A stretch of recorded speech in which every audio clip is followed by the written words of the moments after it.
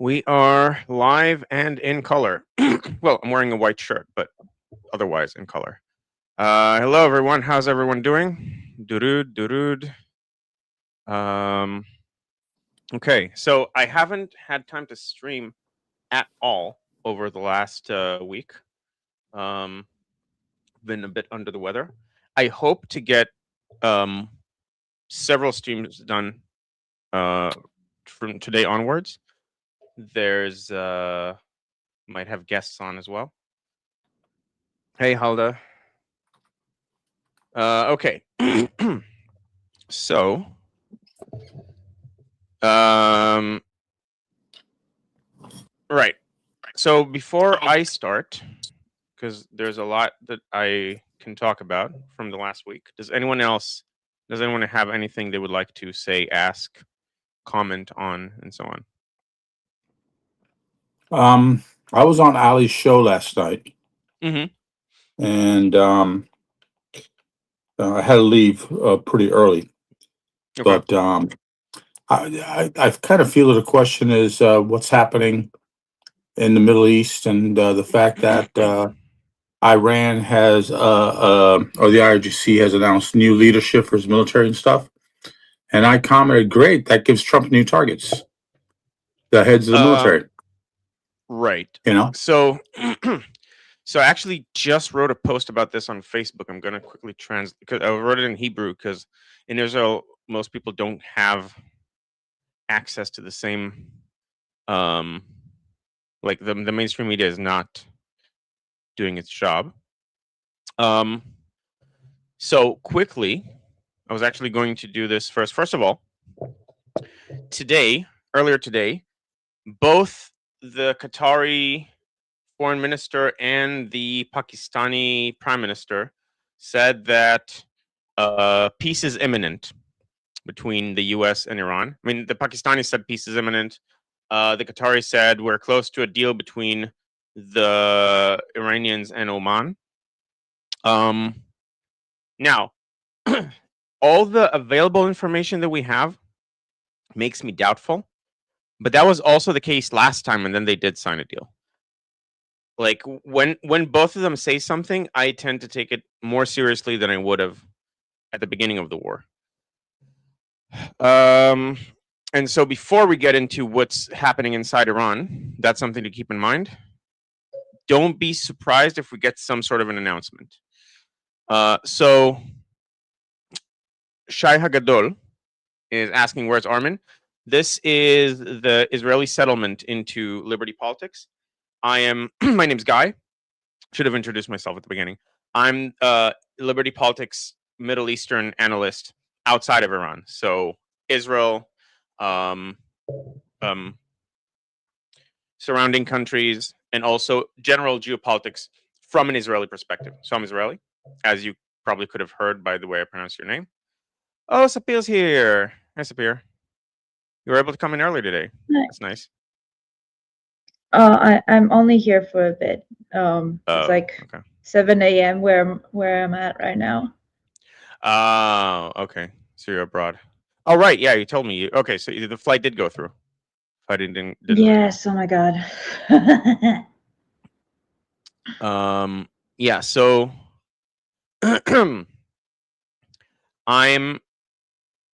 I'm coming back after a week off. I also had to get over some stuff. Having a baby is difficult. Apparently, one of the things they don't tell you enough about is that you also catch their illnesses. You'll get used to it. Yeah. All right. So, really quickly, to everyone who has not watched Armin and Ali's stream in the last few days, first of all, you really, really should. They're absolutely on the money with regards to everything that's happening inside the IRGC and the regime. And Armin had predictions, like crazy predictions from a few months ago, talked about things that no one else was talking about, and he got them absolutely spot on. Like the appointment of, I think Taib is his name. No one knew anything about him, and Armin said he's going to be important. And now he was appointed the head of the Besiege. And by the way, there are rumors there are claims, and the people who have made those claims claim they have evidence, but there are claims that the person who is now in charge of the Basij, which is the main suppression apparatus for the regime, is a Mossad agent. So I guess we'll find out after the the uprising starts, but that could be convenient. Let's just put it that way. All right, so I'll quickly, briefly walk everyone through recent updates. And again, if you want to get these live, I highly recommend going to Ali Samani's channel and doing so. I'll also send the link in the chat. Or watch it here on Liberty Politics. Because Ali and Armin stream together.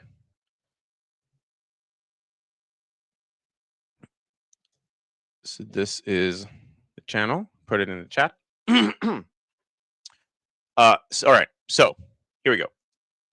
While it is difficult for information to come out right now, the regime is preparing for a renewed uprising, which, according to its leaked internal estimates, will be bigger than the December uprising. And this time, the people will come prepared because they know what the regime is capable of trying to do. And this is something that has come out earlier, a few months ago. When Armin used to do Iran Revolution Live with Goldie Gamari, he mentioned that people from inside Iran are saying that next time we're coming out to kill. And so, at the very least, the people will come out armed with knives if they have no other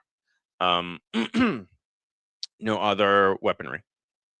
However, if you have been watching 2C recently, then you know that certain elements among the regime's opponents, among the people, meaning the anti-regime people, did manage to arm themselves. And this is not explicit, but something you can read between the lines. It can be understood both. So this is both from hints given by 2C and also other people like Amu Jeff from the discussion group, Armin's discussion group, which, by the way, if you want to join, there's a QR code at the top left of your screen. So it can be understood between the lines that they are probably armed mainly with drones, probably coming from Ukraine, which has an interest in regime change in Iran because Iran is the main supplier of drones to Russia. And Russia recently started replacing the engines with faster ones on the Shahed drones, making them more of an issue for Ukrainians. So if you can get rid of the regime, that's very good for Ukrainians. And also, Ukraine is at a point of the war where they're so far ahead of Russia strategically that they actually have surpluses. Drones are their main weapon, and they have a huge surplus that they can now start outsourcing and selling things. And so, likely, to the extent that the Immortal Guard, which is the organized opposition under Pahlavi, is armed, they're armed with probably drones, probably from Ukraine, and with potentially, I don't know, I don't want to put a likelihood percentage on this, but potentially this is ultimately under unofficial American guidance. But again, this is speculation. This is speculation on my part. I do want to add something though. Yeah. So it's a big deal that Ukraine is joining this and that Ukraine is attacking, because Ukraine doesn't have the same restrictions Israel has. Israel has a lot of international pressure that Ukraine just don't have. Right. So it's like, so they can potentially do more than what we can do directly. And I think it's a very big player coming into this game right now. So it's interesting. I'm not sure because most of the stuff we do there is covert anyway. And like we might get pushback for striking the regime, but that's fine. That pushback is going to subside as soon as the regime falls and Iranians are able to come out and expose everything that's been going on. Now, we might be held back by the Americans, but that theoretically can also hold true for for Ukraine. But regardless, Ukraine being involved is very good news for the resistance, especially since drones are the most effective weapon the resistance can use. And Ukraine is the world leader right now in drone warfare and scaled drone production. By the way, can someone keep an eye on the chat so that I can on the discussion group chat, so I can focus on one chat, because when I tried doing it alone, it was way too difficult. I'm here for only like 5 minutes. I'm sorry. Yeah, I know. That's why I didn't ask you. All right.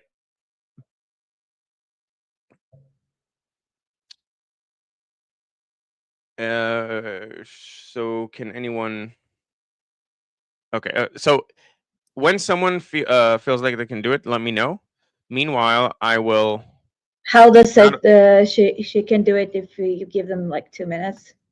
Okay, that's fine. All right. So, should I put it here so I can also watch the chat? That said, it's likely, based on, again, reading between the lines from what Tusi is saying, they have some arms, and they don't think it's enough arms. That's what I'm getting from the way Tusi has been describing things. Yeah. Like they keep trying to get arms, but they don't have like the levels that they would want to, and it's difficult to get them, to smuggle them in under the regime. Mm-hmm. Okay. Now, another thing is that many supporters of the regime stopped supporting it when they saw what they considered capitulation to the Americans in the myriad negotiations over the last few months, specifically of Kalibaf and Arakci.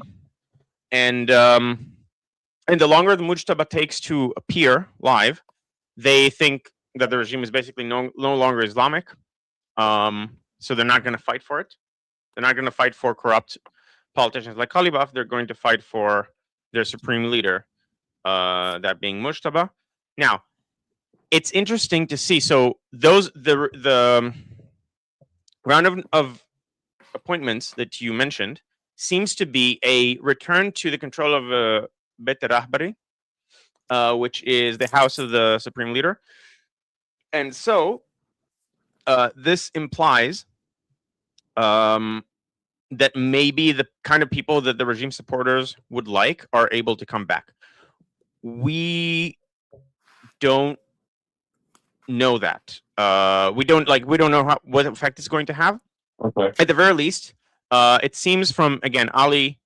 He has his Aligrams thing where he goes on regime Telegram channels, seeing what they're talking about. The regime supporter Telegram channels, and a lot of them are very unhappy. Even if it's true that they'll be happier with the supreme leader's office, they still have been exposed to a lot of infighting among the regime to ever go back to the level of trust they had before. Because even if you trust the Islamic Republic, okay, which part of it?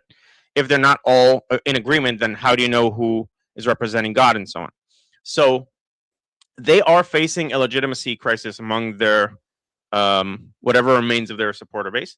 And so Armin is expecting, and has been expecting for a while, a double uprising, meaning that both the Iranian people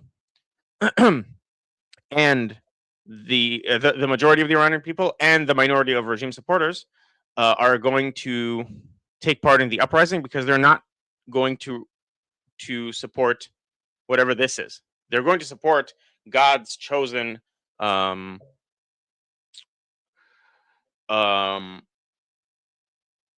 representative and so on, but not just a bunch of politicians who speak in the name of Islam but really are just corrupt. And the problem there is that I will say, yeah. sorry, I'll say one thing before I go.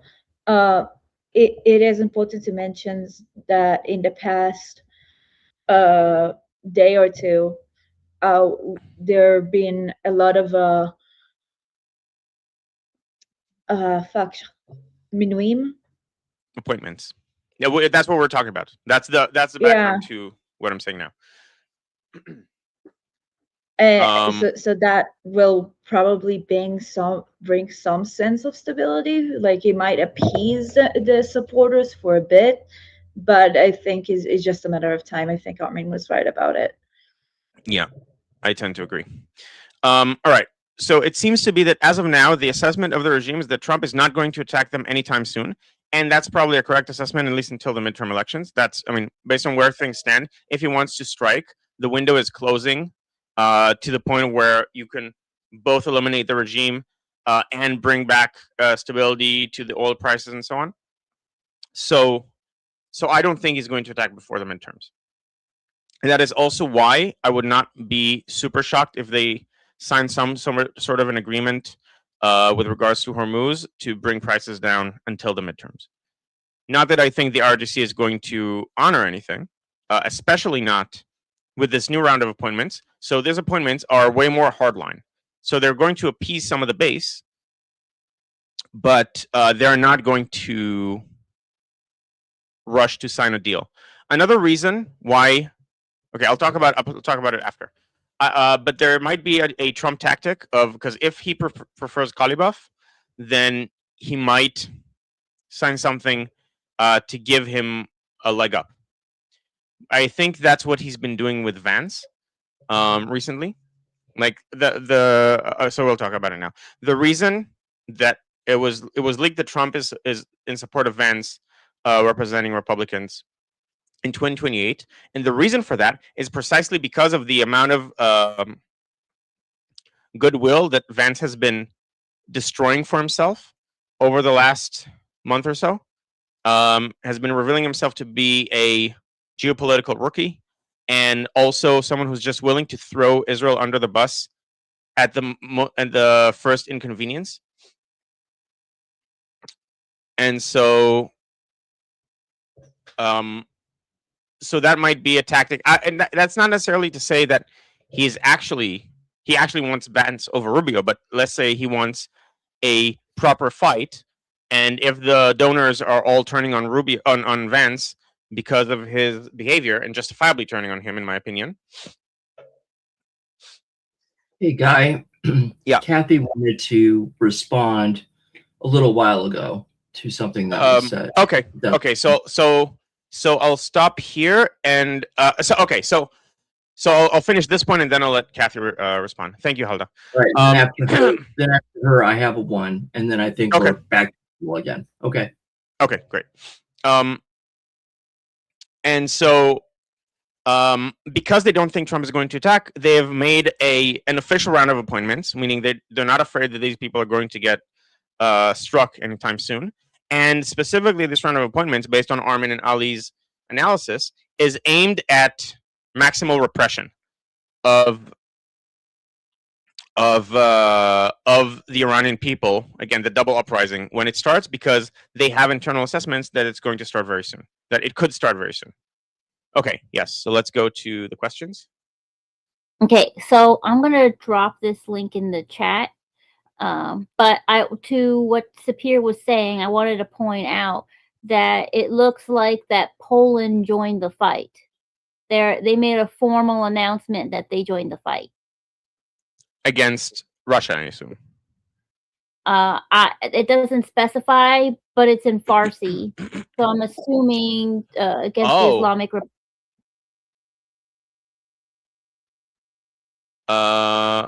Okay. Just thought I'd bring that up. That sounds like great news. Okay, it's the representative of Poland in the European Parliament who said this. I'm.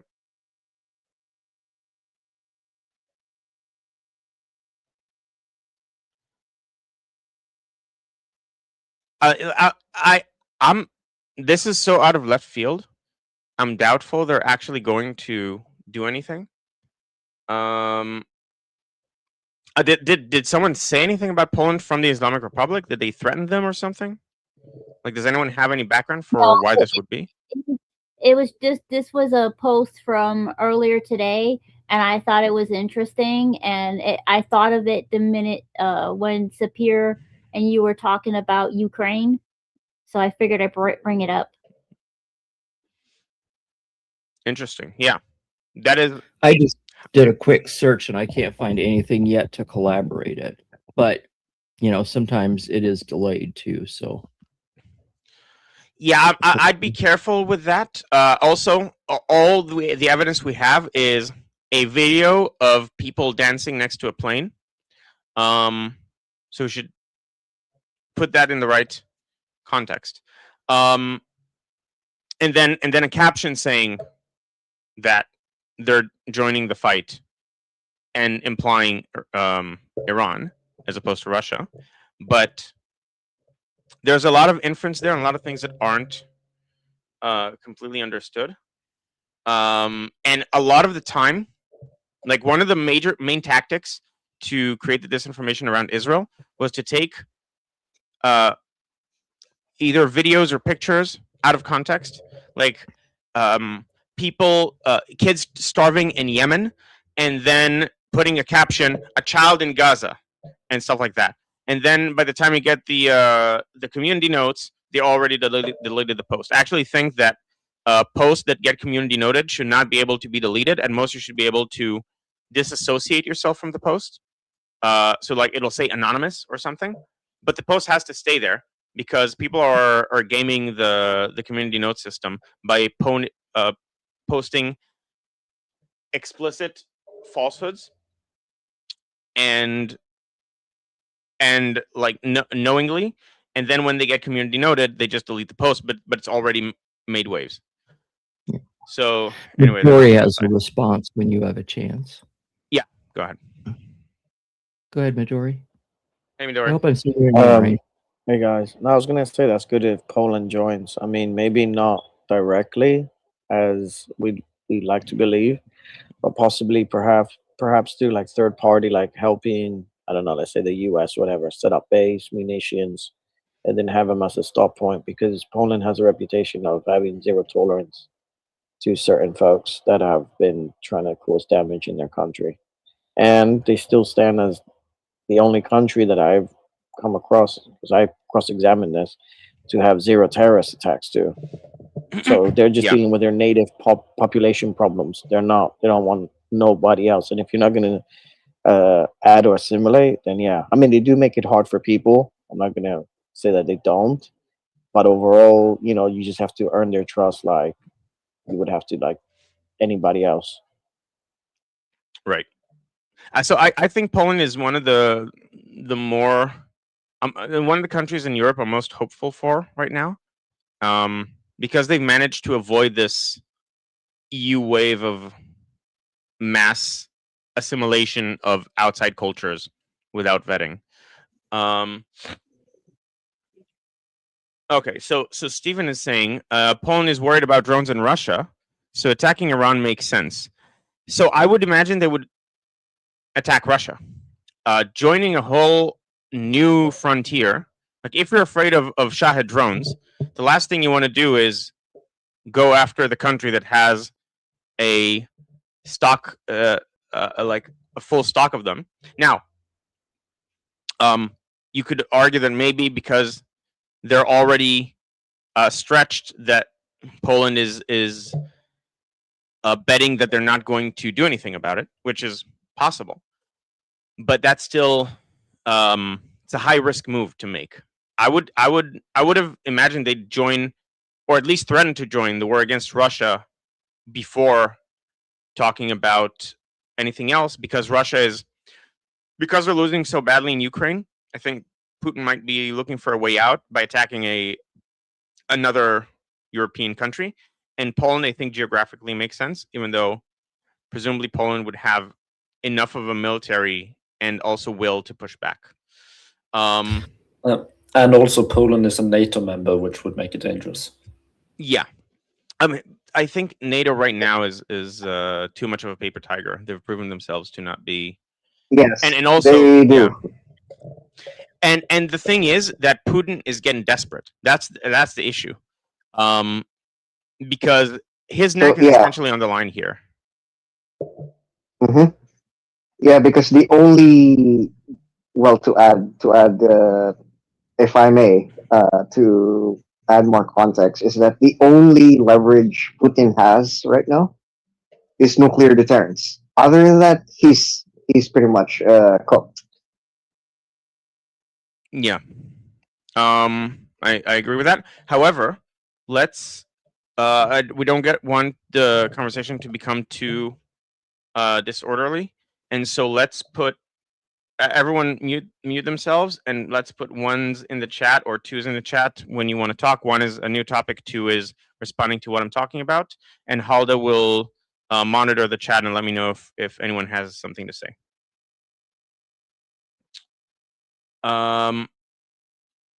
Okay, so quickly, I'll quickly go through the Iran thing, and then we'll move on to other things.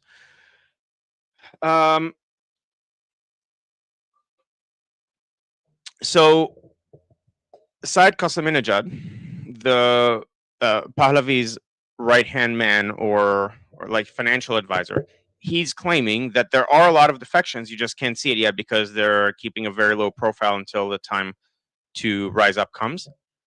Now, this is something that the Pahlavi camp would say regardless of what the truth is, because making it appear that way is more likely to convince more people to join. So it's a smart thing to do anyway, so we should take it with some grain of salt. But nevertheless, that's what they're saying.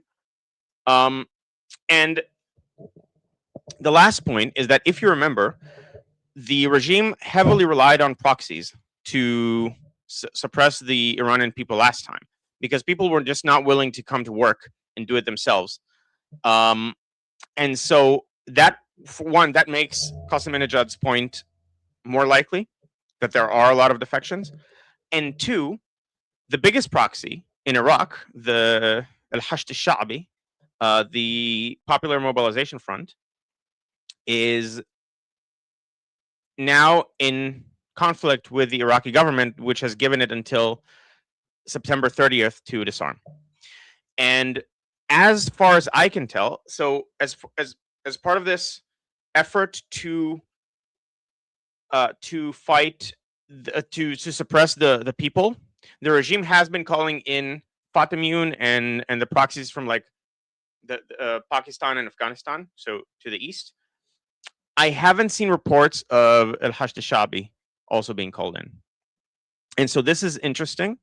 It might suggest that they are not in a situation right now between, like, they're being stretched too thin with their conflict with the Iraqi government, that they can't afford to send forces, which would be very good because they are the largest proxy used to suppress the Iranian people in early January.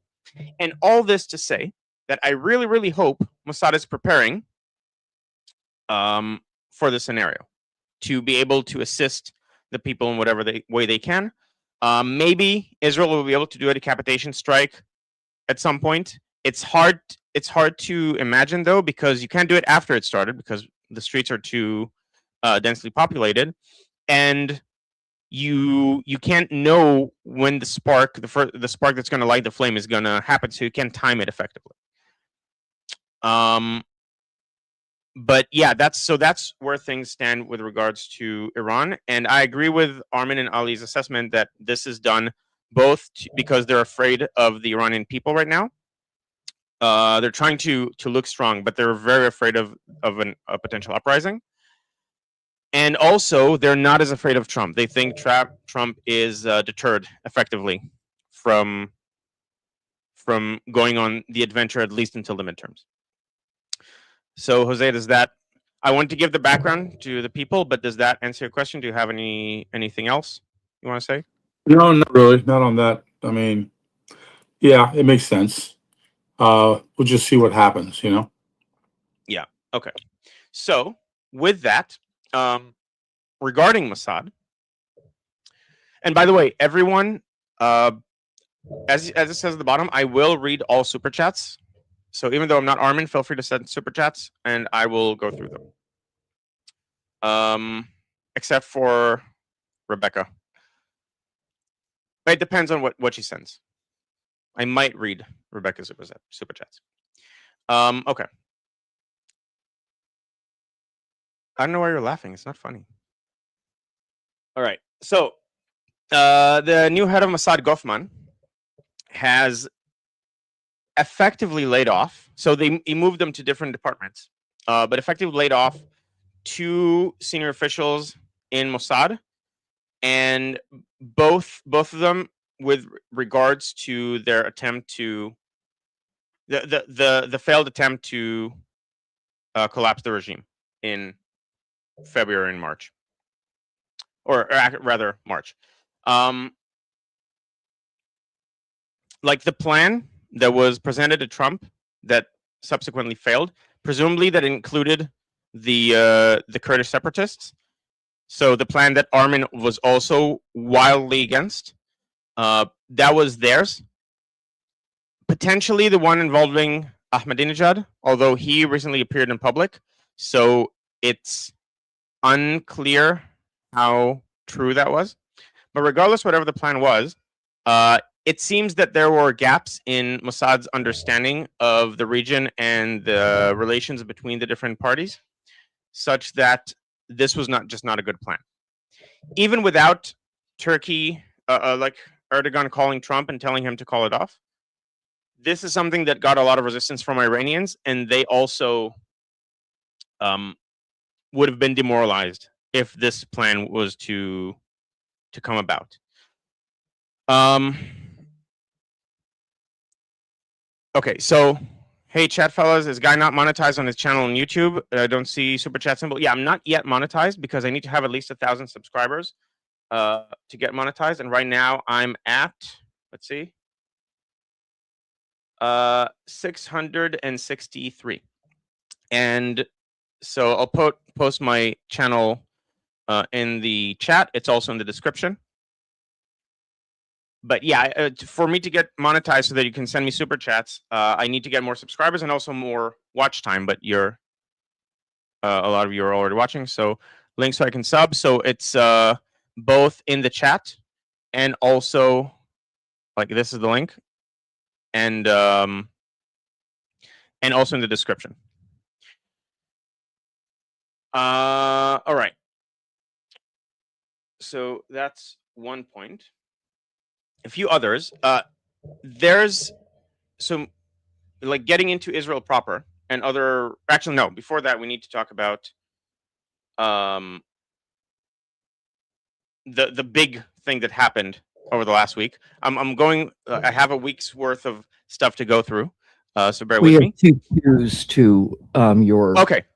So yeah. So let's go through those first. Thank you, Halda. Okay, we've got Shauna first. Hey, Shauna.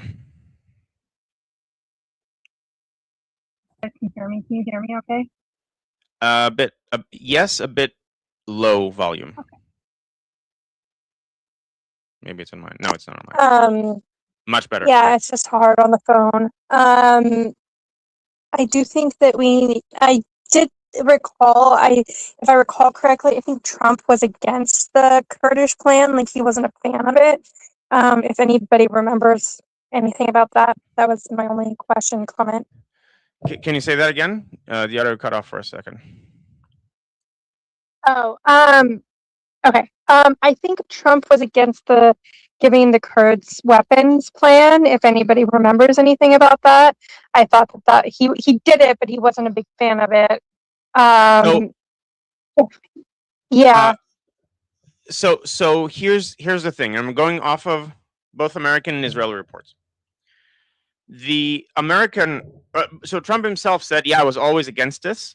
Trump has a tendency to say, "I was always against this" about things that fail. So I don't know how seriously we can take that. And he said they stole the weapons. Everyone in Israel that's reporting on this, all the journalists keep insisting that what actually happened was the Turkey version of events, meaning that Erdogan called and told him to call off the strikes, and then just threw them under the bus by saying, "Yeah, they stole the weapons." That would be very and a very unkind thing to do. If that's true, that's what reporters in Israel keep insisting on. Now, the original report came from someone that I do not trust, Ronen Bergman, who has been caught like making things up, either making things up or being a very useful idiot. But he made a report like a couple days before Rising Lion, like the June operation Israel did against Iran, that no one in Netanyahu's inner Shauna's disappeared. I'm gonna give her a second to come back. Oh no, she hasn't disappeared. She just turned off the camera. Okay, so yeah, hey, a few days before the operation, he put out an article. Like, my sources say that no one in the security establishment is understanding what Netanyahu is thinking or what he's trying to do. And this was very obviously false. It turned out to be very obviously false just a few days later when the operation started, because there was a lot of coordination involved, like a lot of coordination. So everyone who needs to know something knew something. And so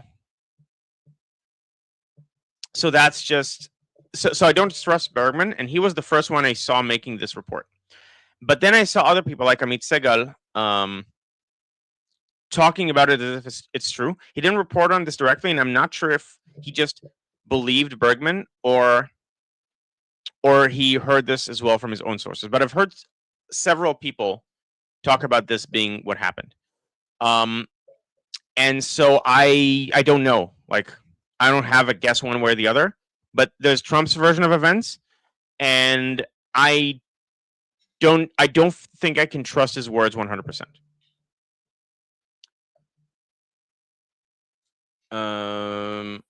Okay, then John Yeah. John Paul would be next. Okay, great. John Paul? Yeah. So, okay. Mic check. All right. Okay. So, with regards to Israel, I mean, I could also add something interesting. So, recent reports from Israeli media has pretty much revealed the existence of a secret task force that is only dedicated to hunting down members of Hamas who are active participants on the October 7th massacre. Mhm. And it's a mixture of different elite organizations, ranging from members of the IDF all the way to the Israeli Shin Bet. Okay. So as of right now, uh, I think there are already like more than 1,000 members have already been dispatched, and they're still continuing. Meanwhile, on the other areas, well, I know you guys have heard of this, but apparently the so-called Mecca agreement between Turkey, Saudi Arabia, and Pakistan are already in hot water because the Houthis just attacked Saudi Arabia. So basically, the question is, it's a matter of if, not when. If and when, I mean, sorry, is the alliance, well, so-called agreement between these three nations would be honored, because again, these are not non-binding. So that will be very interesting in the coming days or weeks. And on the Iranian side, I mean, again, like, well, we've all Wait, heard that hold on. there is. Wait, John, 1 second. Sorry. Mhm. Do you Awesome. have a question or something for me to respond to? Because if we talk about several different topics one after the other, then Yeah. I Oh, can't sorry. like respond Yeah. properly. Yeah.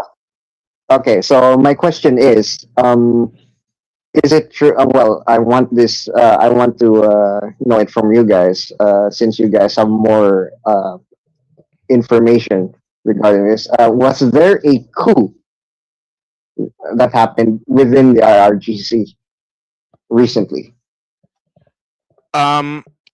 It's not a coup because there isn't an established hierarchy.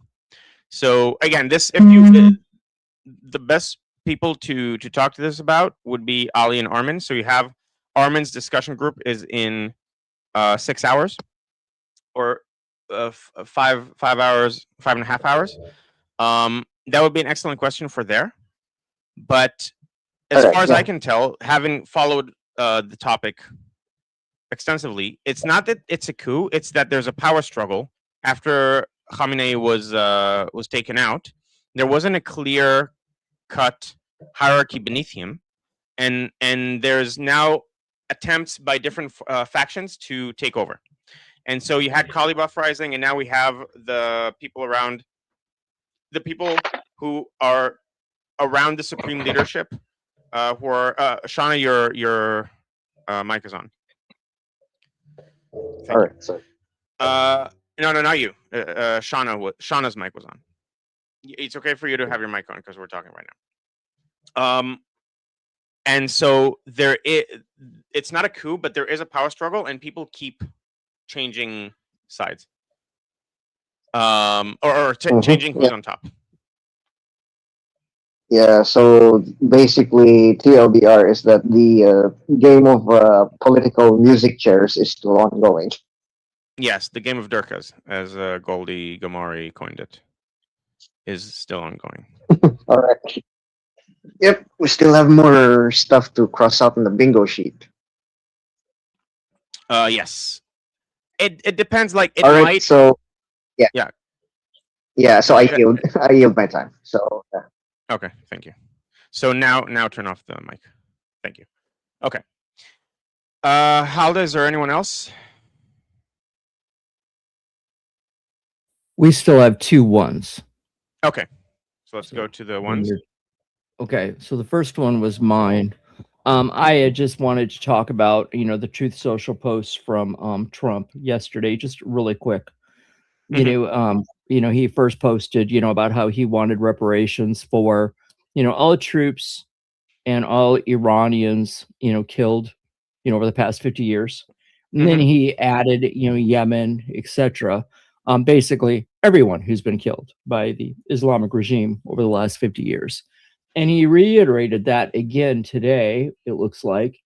And I've watched, I think, 3 or 4 clips so far on the news, and every single clip has addressed this morning. And I just wanted to say that I think this is really important because it's shifting the focus.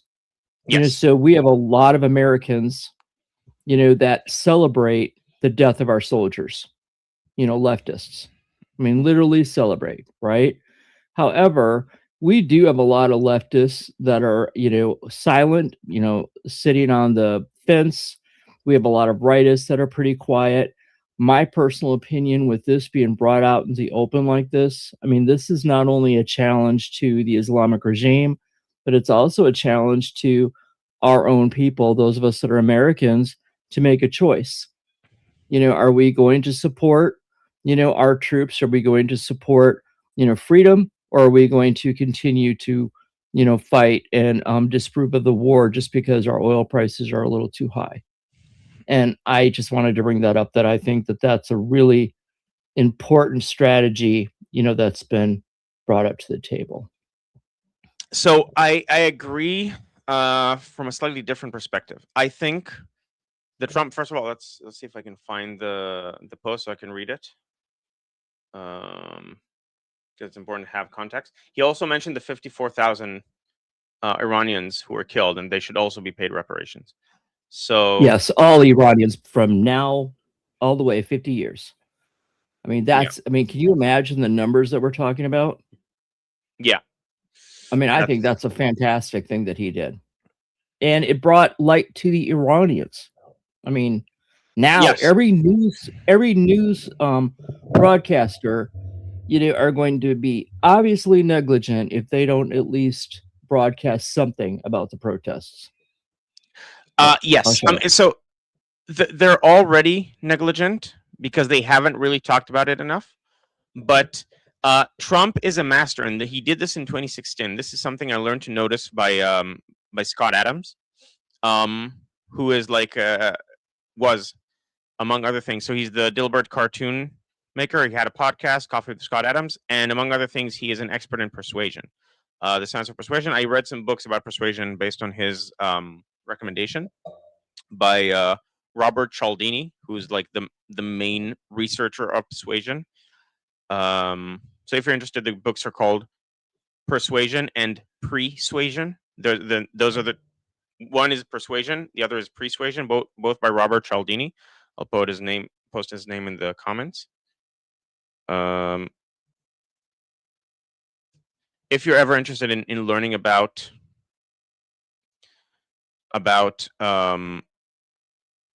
persuasion and influence, I highly recommend his work.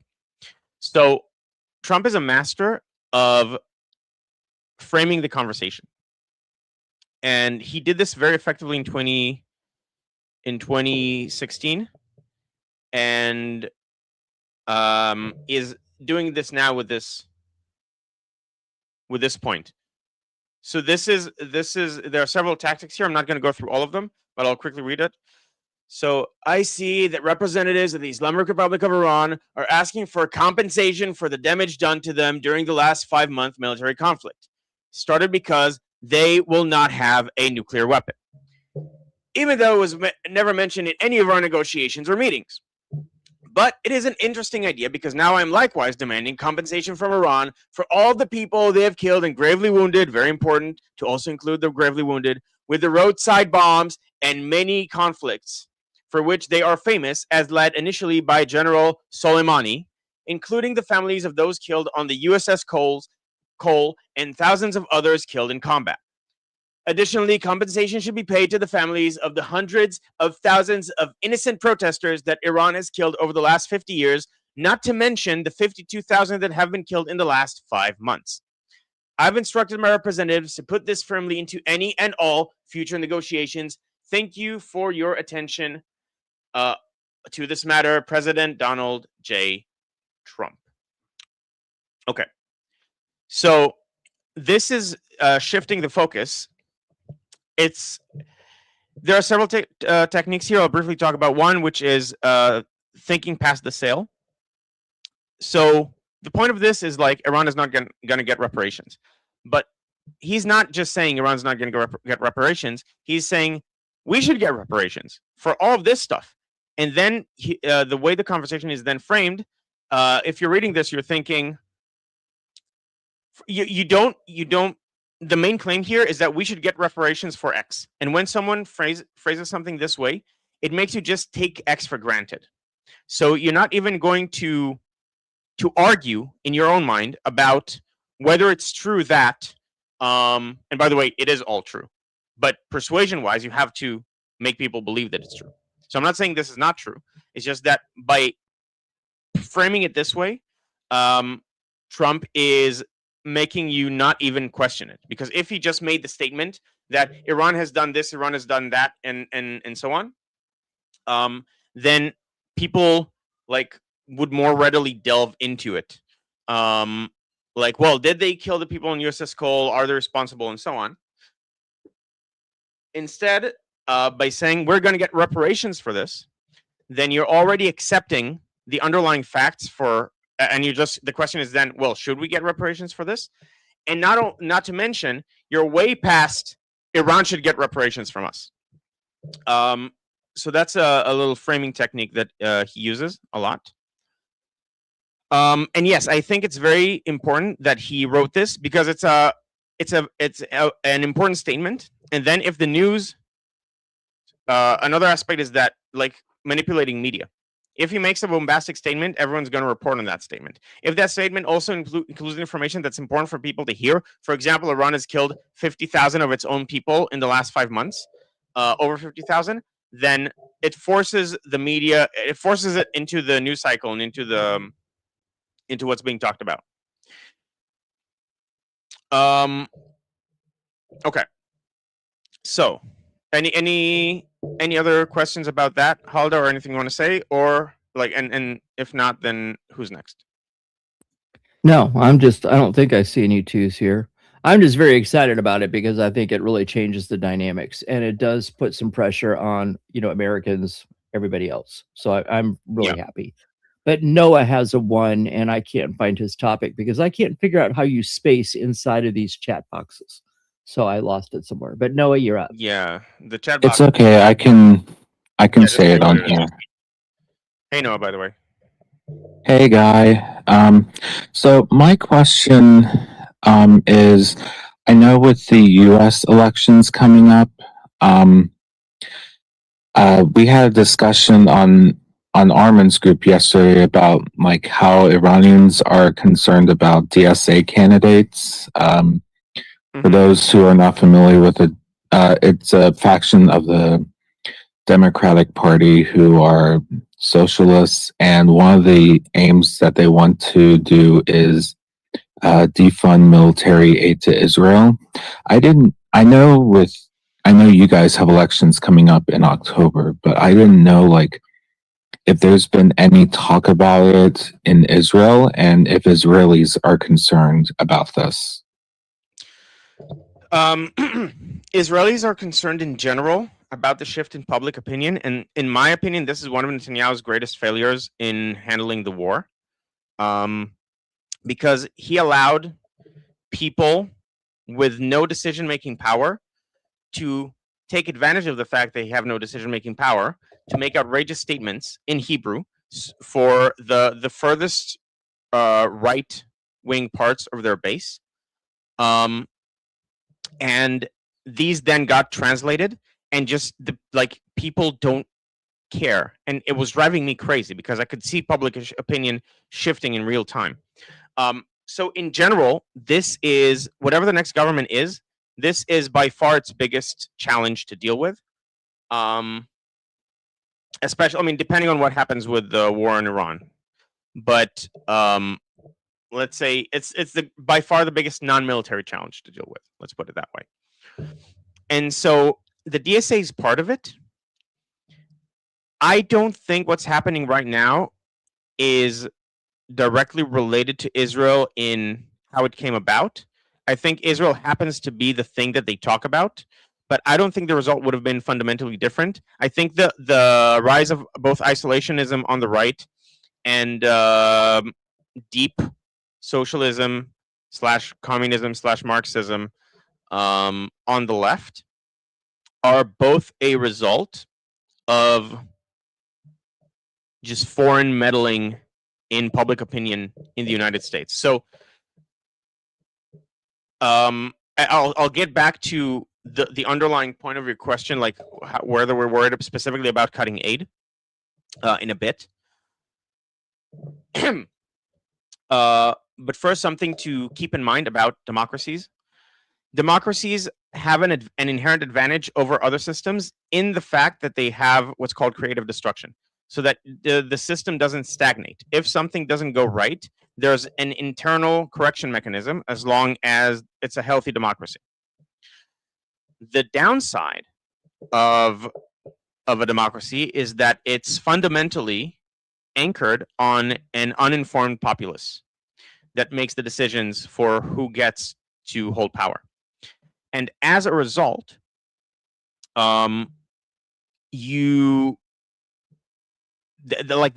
the Achilles heel of democracies. If you can mass uninform the public, then you can destabilize the democracy, or by creating polarization.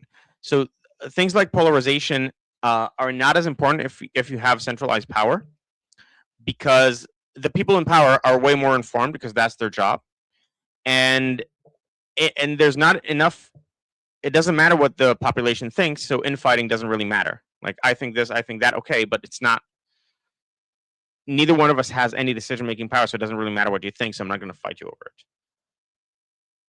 And actually, I want to point out one such comment so you can see how this works. Okay, so this is a troll on the chat here. There are troll farms and bot farms being used very extensively within occupied Iran and in Pakistan and in Russia and in China. So let's analyze this comment. Thank you, USS Liberty, for helping us get more educated about how exactly you're doing misinformation and disinformation. So first of all, the name is USS Liberty. The name USS Liberty is a node to a friendly fire incident from over 50 years ago between Israel and the US, where there was a miscommunication. This has been investigated multiple times. It was very well understood how this happened. The American ship didn't hear probably the order by the Israelis to not come near the beach, and it wasn't clear what flag it was having because there wasn't wind, so the flag was down. And even if it was up, anyone can put an American flag on their ship and then start firing at you. So if they're not listening to orders, you have to assume that they're an enemy vessel, and so the Israelis shot at it. Okay, so that's USS Liberty. Using this as a name, this has become a wedge issue that anti-Semites use online to say, oh, Israel is not actually our ally because of this incident, because they shot deliberately at the ship. Never mind that there's no way that this would reasonably make sense to do. And never mind that friendly fire is something that happens in basically in every war, whether it's your own troops or foreign troops. If it's two armies coordinating, it's more likely with foreign troops because the coordination is less strict, because it's an inherently different entity. But this is the point of the name. Okay, USS Liberty. Islam says Sharia law cancels the Noahide laws. Muslims will declare jihad on the Sanhedrin if they try to Noahide decapitate any Christian dhimmi. Islam versus the synagogue of Satan. So what this is trying to do is take on the assumption that the Noahide laws, which is what Jews think that non-Jews should adhere to, which is a very minimal set of laws, are a threat to Christians.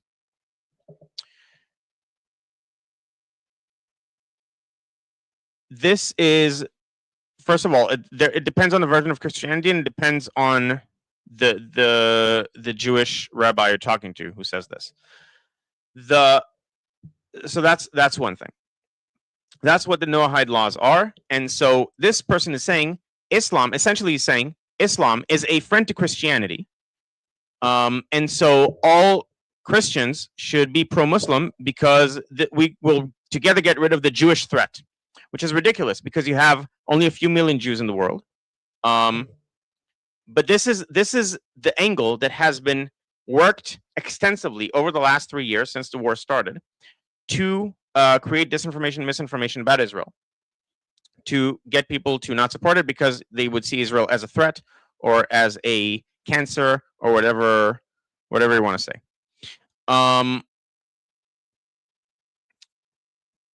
Why do you think someone named USS Liberty is in good faith? I'm not. So the point is exactly to show how this works. This is not a good faith comment. This is a well-engineered comment to create a narrative to turn Christians against Israel. That's what I'm trying to say. So Noah, back to your question. I didn't forget the question. I thought this was an important roundabout to go through to get there. With regards to arms specifically, it's not that important. As most of you know, but many people online don't know, the aid that U.S. gives Israel is very, very tiny compared to, it's like 3% of Israel's yearly GDP. So it would suck to lose it, but we will manage. Already, Netanyahu is working with Trump on something that is going to be announced before the Israeli elections, which is an off ramp for aid. So over the next several years, Israel will continuously get less aid, because the aid really serves the United States a lot. It's mostly a subsidy to buy American weapons and then improve them. So talking about it as aid is already misleading. And because of that, we're just going to change the nature of the relationship. It's not going to be aid, it's going to be co-development of arms. If you hear a baby in the background, that's my daughter. She's calling to me. It's extremely cute. But unfortunately, I can't go to her right now. She's yelling Abba, Abba, Abba. And she just learned to talk. She's starting to learn to talk. And Abba means dad, like Dada. Okay. So it's a bit distracting. I'll try to power through. So we're not afraid. So no, the actual answer to your question is we're not afraid of the weapons angle of it, because if we move to co-development,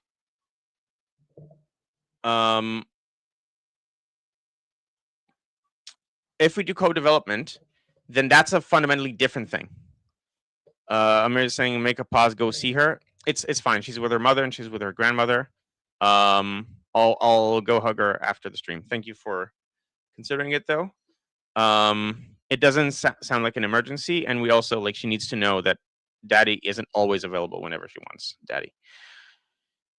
Yeah. So Rover Bet is saying the U.S. saves money by outsourcing to Israel. If the U.S. set up base in Israel, it would cost a lot more. Yes, Israel saves America at least 5 times what America invests in Israel, because of the actions that otherwise America would have to do that Israel does.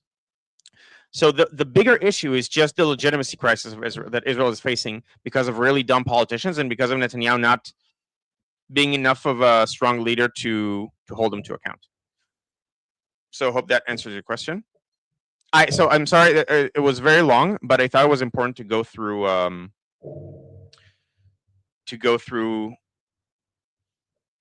the basis of democracies, creative destruction, and how the misinformation works. No, that's good. Thank you. Great. Okay. All right. How did you have anything else? Hulda had to step away, but I was the only one at the table. So I'll just go really quick. I did want to point out that one of the problems that I see just externally, obviously I'm not on the ground, but just talking to Israelis, is that Israelis don't, because they're not Americans, and so it's not their fault, they don't have a good understanding of, there's the DSA, and then there's the hard right that are kind of getting pushed into the Democrats, like Fuentes and Tucker. They're getting pushed into the third wing or the Democrats. There's an element to divide the trying to divide the right, but it's not working very well, and that is partially because the right wing in America, the Republican Party, their strongest and most consistent base is the evangelicals. And the evangelicals are not gonna turn on Israel because they literally, it's religious for them. That's where they're at with it.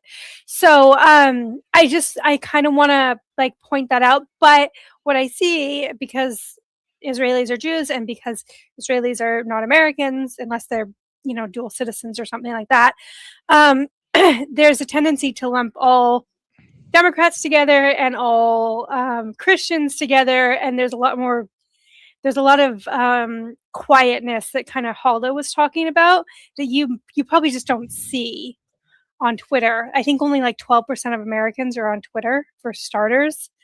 And then there's a lot of normies like my mom who are Democrats their whole life. I can't see her voting for Republican, but if she had, she's 80 years old, but if she had any ability to kind of step away and understand all the dynamics on the ground, I'm sure she'd be horrified.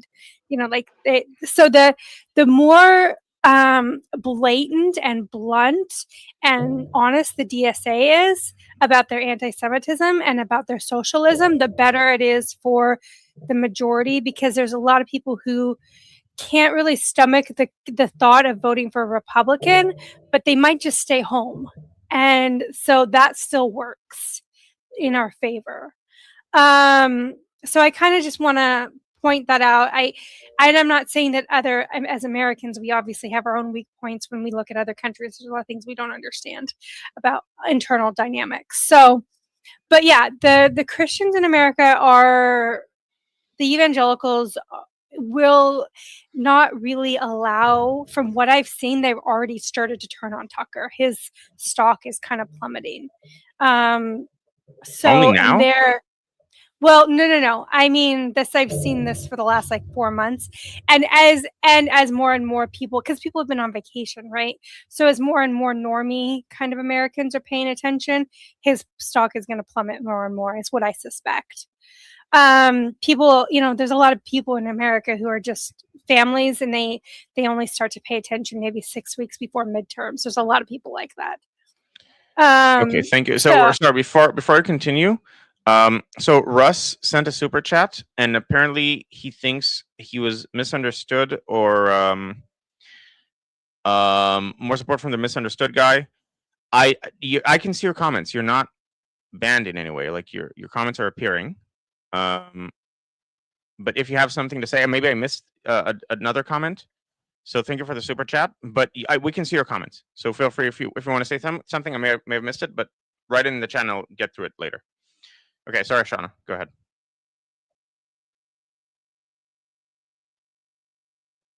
Oh, no worries. That was kind of just me wrapping up. I just, the evangelicals are going to still be a big power mover within the Republican Party, and they are pushing out the neo-Nazis. And I think that the biggest and best thing that we can do is kind of highlight the DSA, because it's going to freak out a lot of normie Democrats as well. There's a lot of normie Democrats that Yeah, so I agree with everything you said. I didn't get into it. So several things about that. One, yes, the DSA right now winning where they are winning is great for Republicans for 2028. The problem might be more long term, but presumably by then, a lot of the misinformation will be thoroughly debunked enough. And like this might take care of itself, especially since it's not going to take care of itself, but Israel is now going to devote a lot of attention to this, as everyone agrees that this is an existential issue that needs a lot of attention. And so we're going to now work on Israel's image on the world stage by mainly pointing out the truths that are being hidden and or distorted. But yes, I don't think DSA right now rising, I would be shocked if anything comes from that for 2028, especially if Rubio is at the top of the ticket, which I still hope happens, even though Trump seemed to have supported JD Vance. I still hope Rubio has a fighting chance. If Rubio is at the top of the ticket and he's fighting this version of the Democrat Party, I think he's going to have a Reagan-style landslide. Oh, so one quick, sorry, just really, really quick. I did want go to point out, I looked up the thing with the Trump thing because I was stressed out about it. And with him, like, quote unquote, endorsing Vance or whatever, apparently it was just to a private donor. And what most people are thinking is that this is more him doing his apprenticeship presidency type of thing that Trump is kind of doing with Rubio and Vance. To see who will win. And so it was endorsement to a small private population, but he hasn't said anything publicly, right, from what I understand. So, and that may be, so it may just be him kind of doing that. And there's another thing that I read is that it's also possible that he's just trying to keep things from going into a civil war when we're trying to go into the midterms and be unified. So he doesn't want there to be a Vance Rubio civil war amongst the populace, or kind of, gang warfare, not in the sense of violence, but just in the sense of online Yeah. politicking. He wants the Republican Party to be unified. So I think that is probably what's going on. If that gives any kind of sense of comfort to the Israelis listening. So I talked about this. Maybe it was before you came on. I listened to Victor David Hansen on this yesterday. Also, by the way, I highly recommend following like Daily Signal and Victor David Hansen. David or Davis? Actually, I think it's Davis. But he essentially said that he thinks Trump did this because Vance is now underwater among a lot of people in the Republican Party because of his mishandling of the deal and subsequent throwing Israel under the bus at the slightest hint of threat to his position, and it's the slightest hint of being perceived as having failed. And I would agree that the reason to do that is not necessarily because you actually think Vance should be the nominee, but because you want to keep him afloat so you can have a proper like competition without Rubio taking too much of a head start. So I don't know if that's exactly what you said. It's sort of, I heard that like between the lines of what you said, but that's my thinking. Okay. All right. So, and does anyone else? Too. Hey, hold on. It looks like hi. It looks like Jose has a tool too. Okay. Yeah, Jose. I just saw something in the news being reported by Washington Post and Axios. So take a grain of thought. They're saying that the GOP has seen a rise of what they're calling never Vancers. Mhm. Okay, the fact that it's Axios and the Washington Post tells me this is a shot at the dartboard type thing. But the fact that that term is now be out there, never Vancers, is kind of interesting with the whole chat conversation that Shauna just had with you. It's just a shocking thing to me. I'd never heard the actual source of the actual story that I'm watching on MSN, but it came up in my feed, and I'm looking at it, I'm going, what the fuck is going on now? Yeah, and I agree with Shauna. He did not. He did say it to just one backer, not the entire California pack that he was visiting at the time. Mhm. So it's one of those things where we'll see. And it probably was, like you said, to not break up the team and let them both run. May the best man win type situation. So something I've said in previous streams about why I think Rubio has overall better chances, even if it's not reflected in the polling right now, is because most people who want Vance Rubio as the ticket. They're not against Rubio whatsoever. Rubio has managed to get the classical Republican / Rhino stink off of himself and become a very popular figure in MAGA. That is not the case. Like most people I see who say Vance Rubio. I have not seen. I've seen a lot of people say Rubio DeSantis, or Rubio Cruz, or Rubio, someone else. Like a lot of people really don't want Vance to be the nominee. But even the people who want Vance to be the nominee will be like, all right, Rubio, that's also cool. Because on domestic issues, Rubio has moved a lot to a more sensible version of what Vance is trying to do, would be my way of describing it. So like he is pro open markets and trade, but he nevertheless understands the need for onshoring and friendshoring and stuff like that, and you can't just globalize everything, and there are other considerations beyond just strict GDP, but nevertheless he recognizes the very important usefulness of open trade to GDP.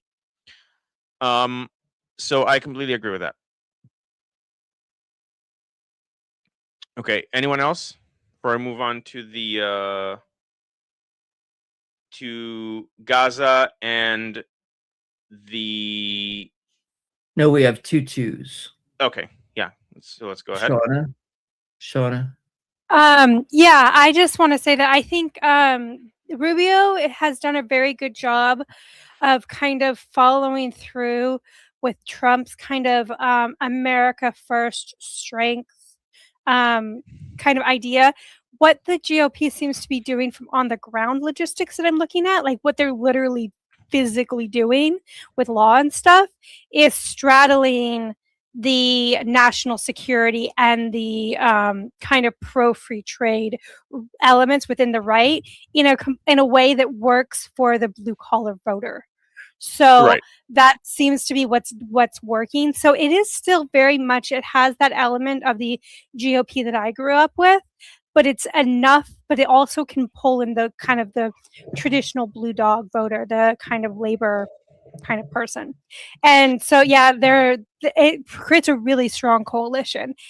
So but Vance is a little bit too, in my opinion, I've said this multiple times, he's too focused on the heartland and he doesn't understand that there's blue collar workers on the coast. And he's too isolationist.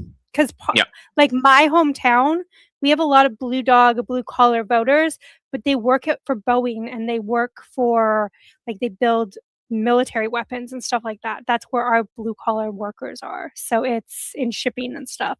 So they're very patriotic, but they're not. But if you talk too much about being anti-trade, if you get too isolationist, it doesn't like work for them. Yeah.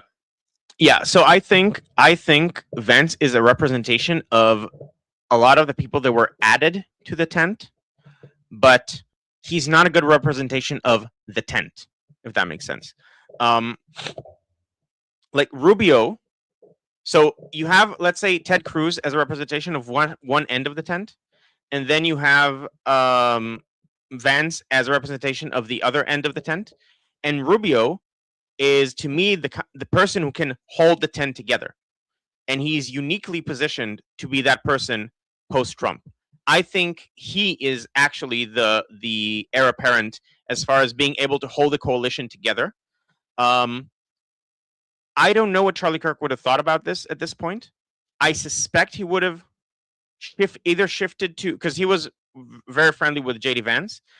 Either Vance would have presented different positions, or Charlie Kirk would have moved to a more, at least, neutral position with regards to who the successor should be. But as far as holding the coalition together, I think like there's a momentum that started in 2016 of moving towards the blue collar workers and being less of the classical Republican that's represented by Ben Shapiro, for example. And going to Vance would be a continuation of that momentum too far.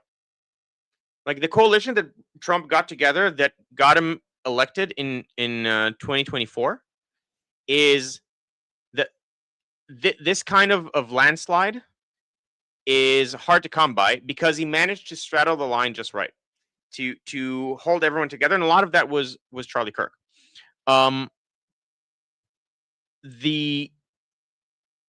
If you keep moving in that direction by having Vance as the nominee, you will have made a grave mistake, like going too far in the other direction. It's the kind of thing that could create, if the Democrats keep going the way they're going, it could create a major gap in the middle of, like, there will be a lot of swing voters in that case, where that would not be the case if Rubio is in charge, because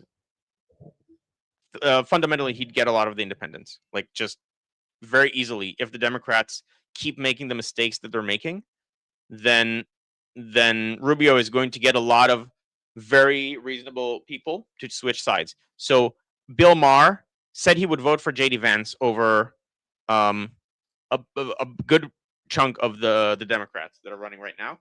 He definitely vote for Rubio, because like Bill Maher is way more. It would be way easier for him to vote for Rubio.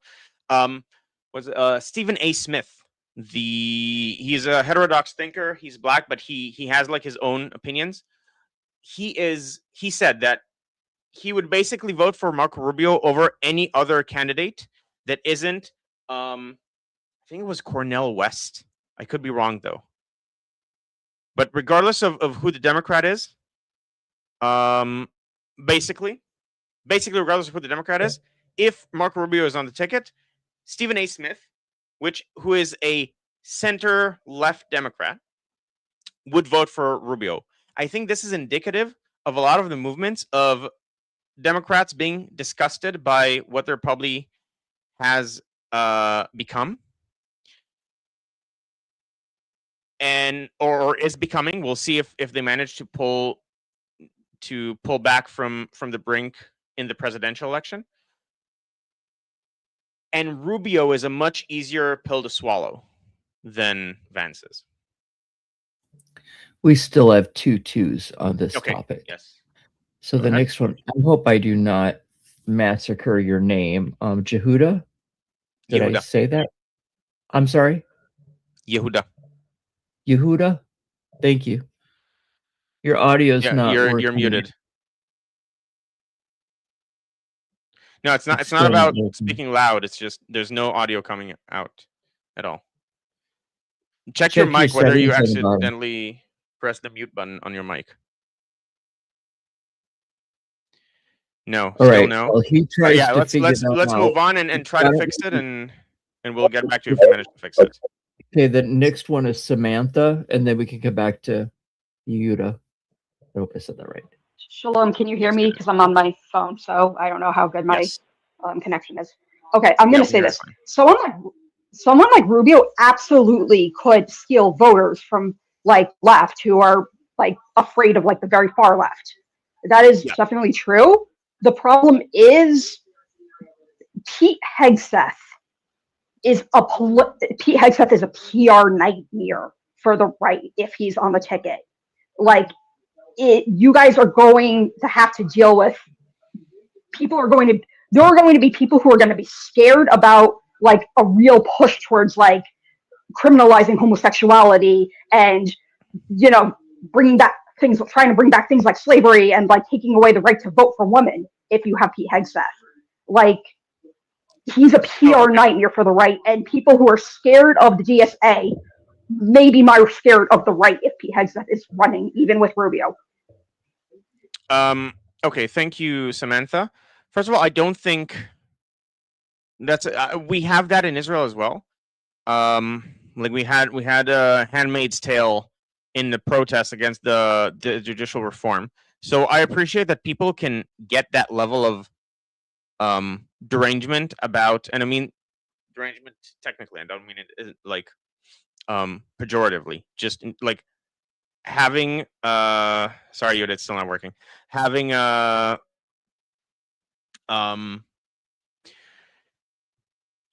belief that is very strong about something that is just fundamentally divorced from reality. I'm not saying Hegseth should be the vice president. I've heard that floated, but I'm not saying that that's. I don't even mind Vance doing another run as vice president. I just don't want him to be president. And maybe putting him again as vice president would be strong, like a good move to hold that side of the base with the Republicans. I don't know. But I'm not saying anything about who the vice president should be. The vice president should be someone who is complementary to the president and plugs a gap that the president has in the voter base. So in 2016, Trump was seen as too much of a liberal, like sexually and stuff, and so they got evangelical Mike Pence to balance him out on the ticket. And so like usually like Hegseth is probably not going to be a good vice president because it's more of the same. No one's going to not vote for Rubio because Hegseth is not on the ticket.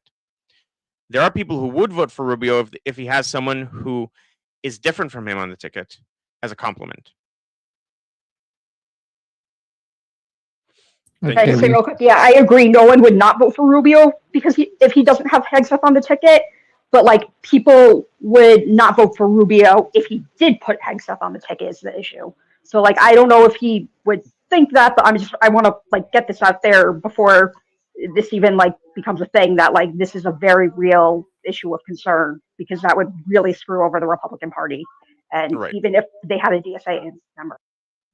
I So don't think that I don't think so, that the yeah. Republican Party would allow that personally. Yeah, I agree. It's not just Rubio's decision to make. It's like a whole team thing and donors and stuff. Like it's a whole apparatus. Okay. We still have 2 twos. Not to Okay. interrupt, but we should. Yeah, let's keep going. I'll probably like there are topics I won't get to today. We can talk about them next time, but it's okay. Like it's been a week, so there's a lot to get through. So that also makes sense. I get through the main stuff. Yeah, let's go ahead. So I'm going to try to massacre your name again. Yehuda? Did I say it right this time? Yehuda. It's just the J pronounced it as a Y. Can you hear me now? Yes, Okay. yes. Thank you, Yehuda. Yeah, but it's what I had to say. It was long ago, so it was all about free market. People don't see that free market means free participants, and the biggest problem is that slaves in China are not free participating in the workforce. And if you have a tariff like France makes up to 200% tariffs if you order something, they only call it a different tax. That's not free market. So what Trump does is only to equilibrium of the free market. That's all I wanted to say. Yeah, so there's an issue with so thank you, and that's a very good point. There is an issue with just blind free trade because of certain parties gaming the global economy, specifically China, and so there are reasons to have some sort of check on free trade and what you do and where you do it and where do you put your manufacturing? Do you offshore all of your manufacturing? There are problems with that, and so on. So yes, that's a very good point, Yuta. Thank you. Who's next? Corey? Did I say your name right? Cora. Cora, you could say. Cora? Yes. So just when Samantha was mentioning any idea of a push towards criminalizing homosexuality or bringing back slavery or things like that, it reminds me of other statements that come from people on the far left sometimes, like how Trump is a fascist Nazi, or how it's tantamount to genocide to say that maleness or femaleness are biological categories and so on.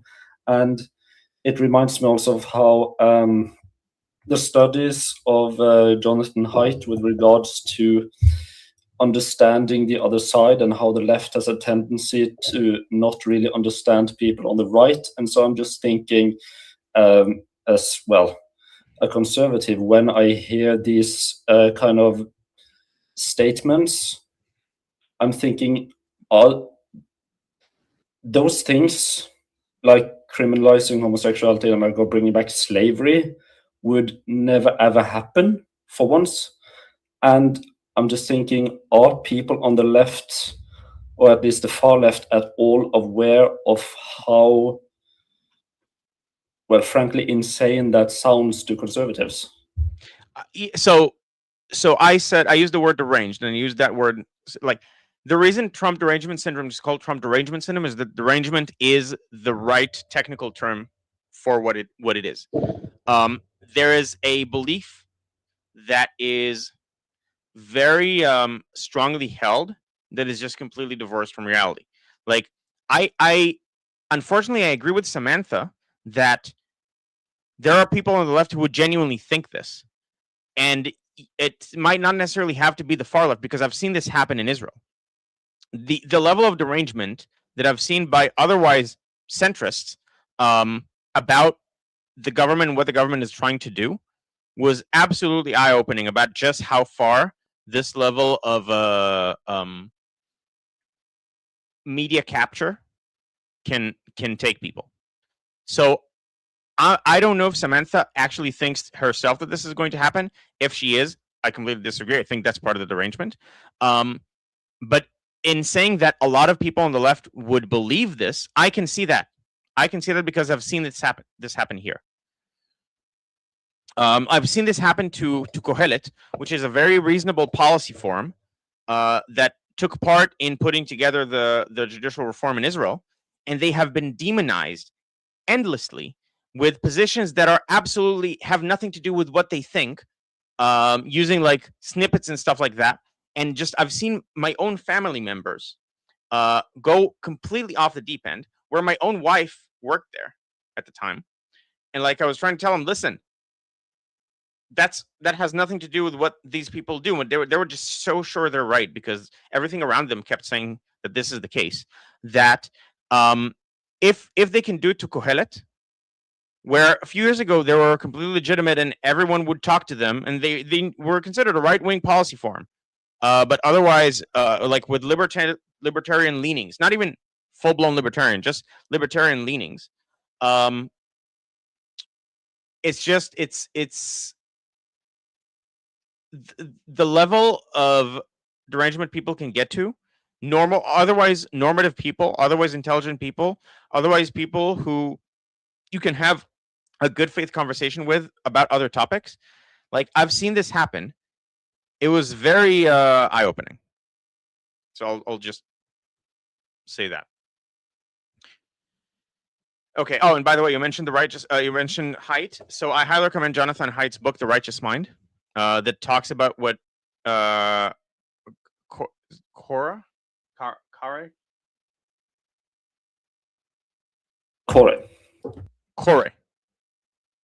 Okay.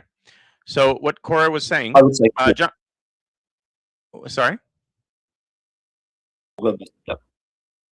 I don't expect perfection. I would say core in my own language, but core is okay.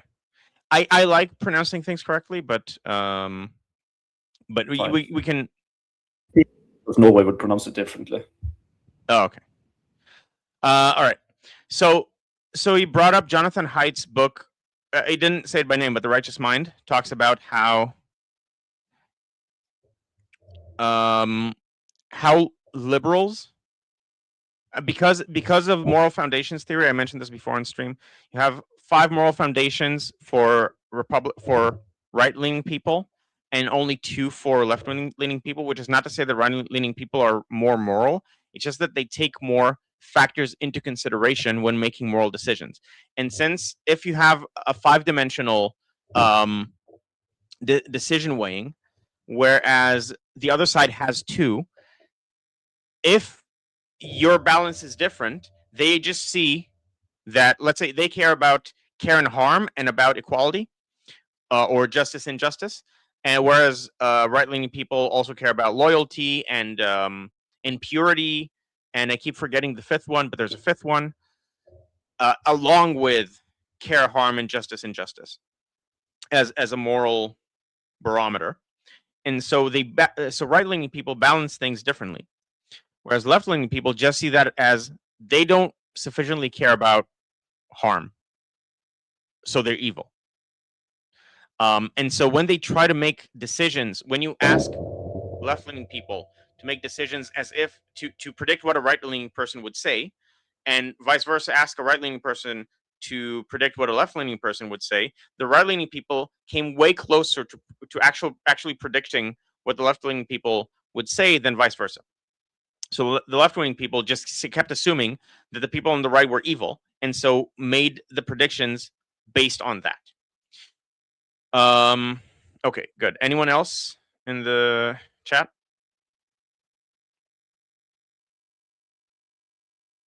Halder, are you there? Yes, Oh, Samantha just okay. put in a 2. Samantha. Okay, great. Yeah, just to be clear, I don't think one term of Pete Hegseth as VP would change America so drastically that America is going to be bringing back slavery.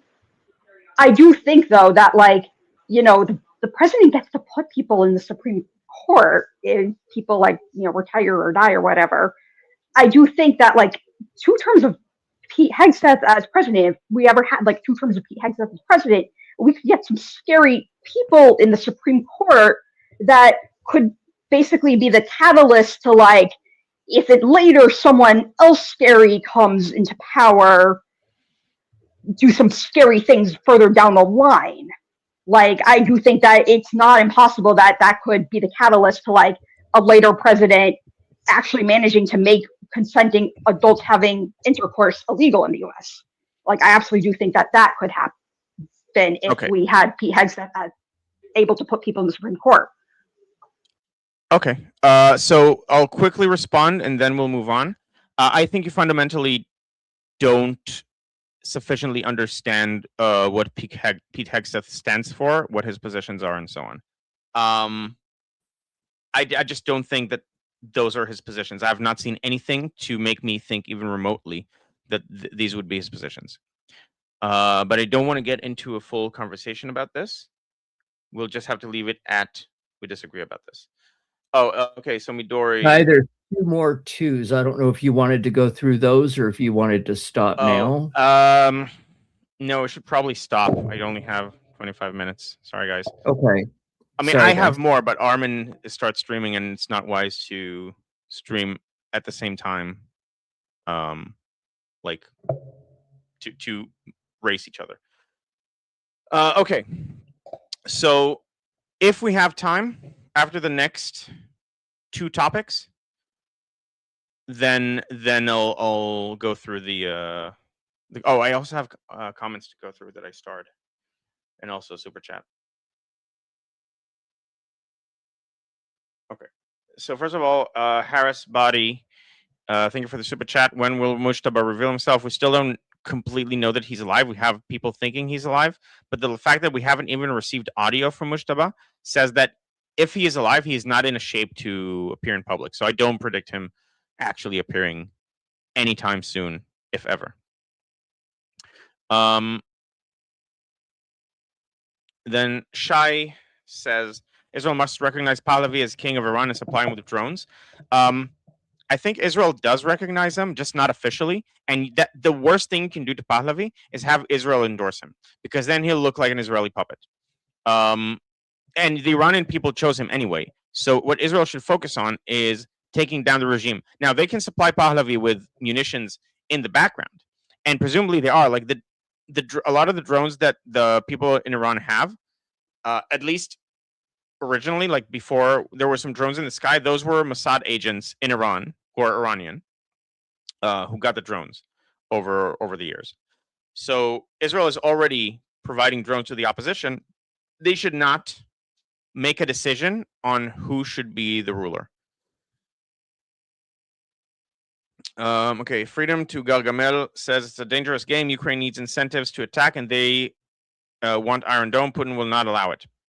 I don't think Ukraine is going to directly get involved in the fighting. It's just supplying the arms to the opposition in a way that is deniable. So I don't think they're going to actively participate in the fighting. They have enough on their plate, regardless. Like, neither side needs that, but they will benefit greatly from the regime falling, and supplying the opposition with drones is a great way to do that.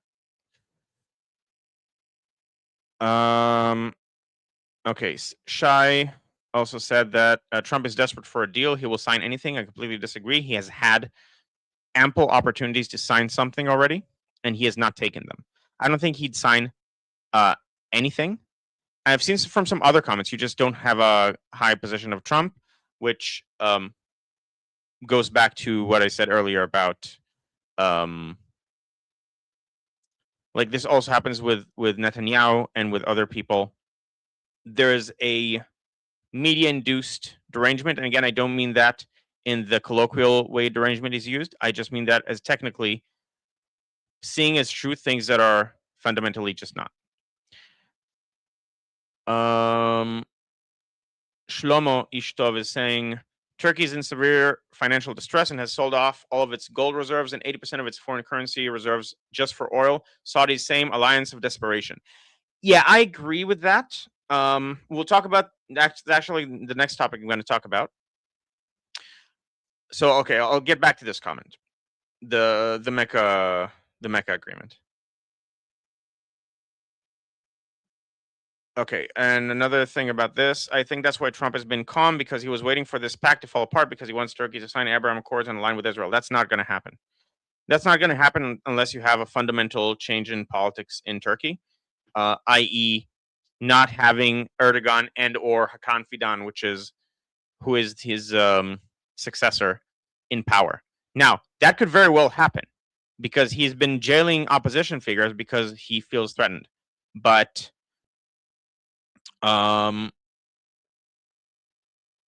they're not going to, like, Israel is already not at war. Israel used to have a warm relationship with Turkey before Erdogan, and even during Erdogan's time. So it's just fundamentally not, like, you don't need them to join the Abraham Accords. You just need them to have reasonable leadership, which they have not had for 20 years. So back to the MOU between Israel and the U.S. about funding. Bibi declared we will develop a new jet fighter because of this, it being the reduction of American aid. It's a loss to America, in my opinion. I absolutely agree. So if it's one-sided by America, then this would be America shooting itself in the foot. What Bibi is trying to do is to get some goodwill with the American public by removing it willingly and replacing it with a co-development thing where Israel will develop weaponry alongside the U.S. They'll both have right of refusal to, for example, selling it to other countries. So U.S. will still benefit from Israeli innovation on their tech. It will be tech that is co-developed, and Israel will get a lot of the same benefits of having a qualitative edge technologically, but without getting money from Americans, even, like, at least on the surface, like having it look that way.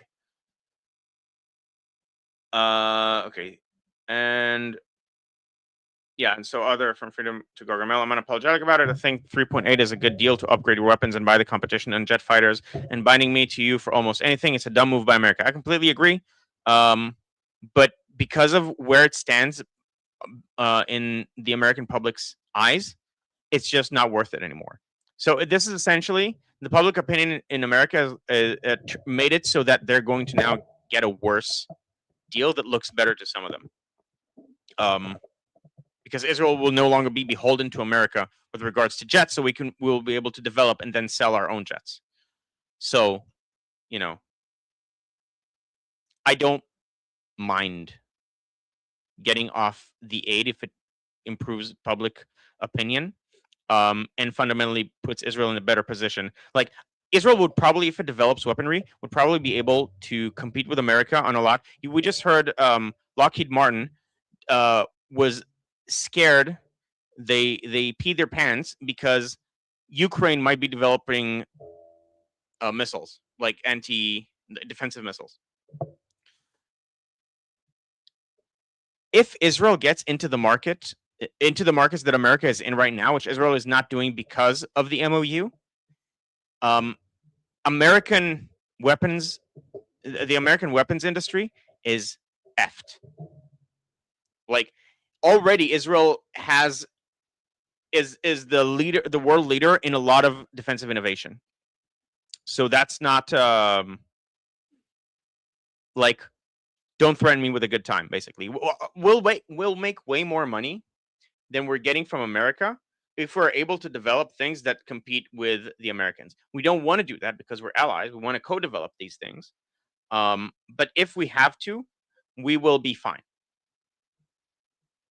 And America would be the one who suffers from this, and they lose way more than 3.8 billion a year because of it. I'll tell you that much. And Regan Douglas is saying U.S. should stop sending aid to Jordan and Egypt if they're going to stop aid to Israel. Best of luck to Jordan. Yeah, Israel is not even the biggest recipient of aid. It's all very ridiculous. It's all just misinformation. But it's stuck. Like, it's stuck in the American public's opinion, and so Israel is under no obligation to make itself appear to be the devil to help America.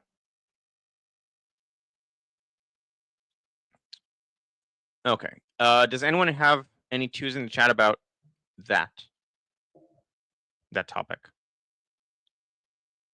I have not seen any. Okay, great. So moving on to Vance and Rubio, R.J. Rappaport he mentioned he's like a center-left Democrat. I would vote for Rubio, but if Vance is the Republican nominee, I would vote for a non-far left Democrat. You might not have that option, unfortunately. And then it's interesting. Like I think I would still vote for JD over AOC. No, I definitely would vote for JD over AOC. Sorry, I don't like if it's AOC. Yes, if it's Josh Shapiro, I'm voting Josh Shapiro. Now I'm not an American voter, but I do think that position is held by a lot of people in America, including on the center right. And this has nothing to do with Israel, by the way. Like, even if you put aside if AOC becomes pro-Israel, as an American, if I was an American, that would be my voting pattern nevertheless.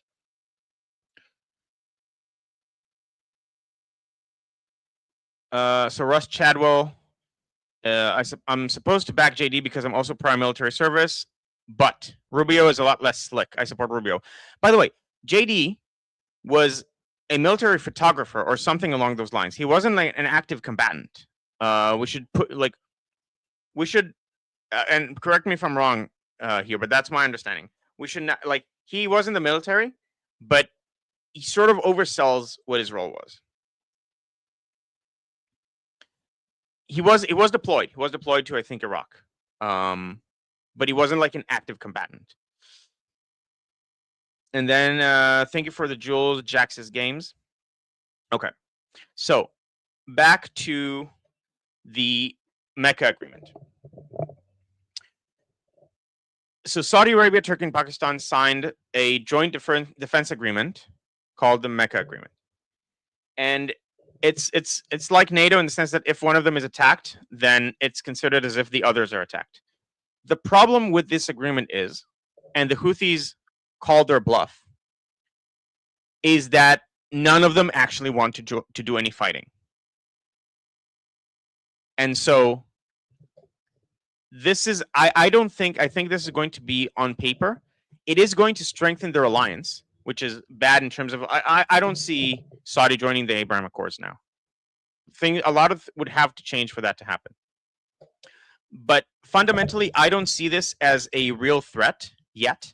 I think they want Egypt to join. If Egypt said it doesn't want to join, which is very good. Because if Egypt joins, the main reason for Egypt to join would be to do a pincer attack on Israel. So like you bring in Egypt, you bring in Qatar, you bring in Syria, and so now Qatar is protected, and you have a pincer move on Israel from the north and the south. This is like, as long as you don't have people with direct contact with Israel involved, this is fine. And again, the Houthis attacked, and the Saudis were like, we don't know who did this attack. Who could have attacked the south of the country? And so, because they know this is not going to hold, this is not. It's as bad as NATO is right now. I don't see NATO actually deploying if Turkey is attacked. Similarly, I don't see Saudi Arabia helping Turkey if Turkey is attacked. I don't see Pakistan fighting with the regime in Iran if the regime suddenly decides to try to conquer Turkey. I don't see any of these parties joining wars on behalf of one another. I don't see Turkey going into war with India if that border flares up.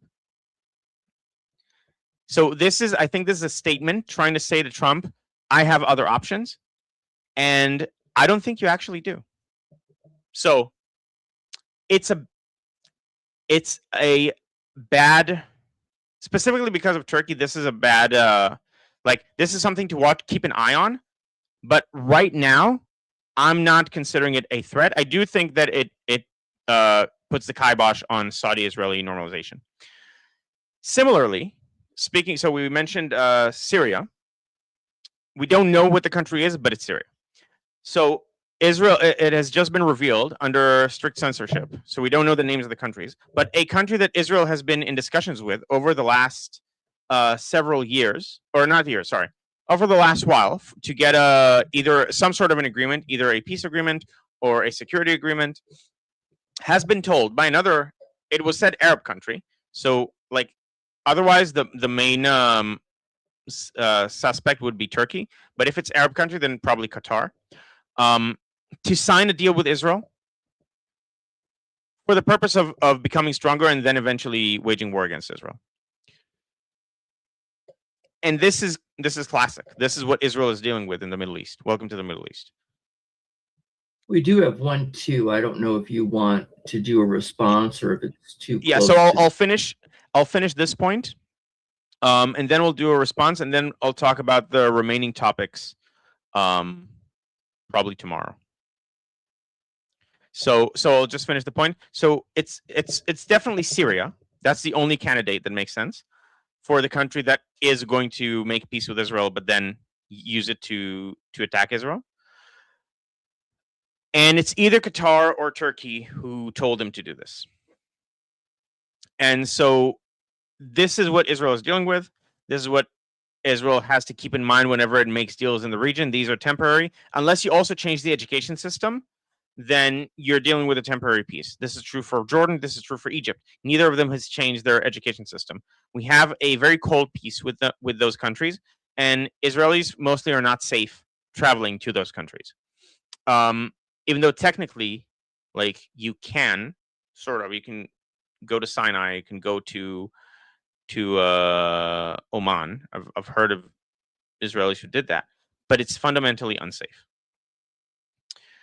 So Freedom to Garma is asking if it could be Lebanon. No, it can't be Lebanon. I mean, technically it can be Lebanon, but it's not Lebanon. There's no way. Like, it just doesn't make sense. This is brokered by the U.S. And Lebanon, the Lebanese people don't have a hunger for fighting with Israel. Even if someone told this to Lebanon, Lebanon fundamentally disagrees. If Lebanon wanted to fight Israel, like, Lebanon wants to fight Hezbollah. Most Lebanese people hate Hezbollah, including some Shiites. Like, a non-small majority of Shiites hate Hezbollah. So no, it's highly unlikely for it to be Lebanon. So Guy, are you doing live on YouTube August 12th at the same time? Most likely. And I might have a guest on. I'm trying to work everything out with a guest. But yes, probably I'll do a live stream tomorrow. Okay. And also, so Guy looks like Yusuf Haddad. Thank you. I think he's a good-looking dude. There was also a video that Shai mentioned. I didn't talk about it. He recently had a debate, and some idiot neo-Nazi whatever punched him because he couldn't handle his arguments. Yusuf Haddad is a Christian Israeli, very proud, very Zionistic, Christian Israeli Arab. Served in the IDF. Everyone loves him in Israel. He can run in Likud. He'd get to a very high place. So, and so it's hard to pin, Israel is an apartheid state, when one of the most ardent defenders of Israel is a Christian Arab. And so he recently did a 1v10, I think, debate on, it wasn't Jubilee, it was Sean Ryan, maybe. And so one of the people who was debating lost his cool and struck him. All right. Anyways, so let's go to the responses in the chat. Halda, so tell me who's next. We have one, Midori. Okay, Midori. I kind of forgot now because I got carried away. Never mind. Okay.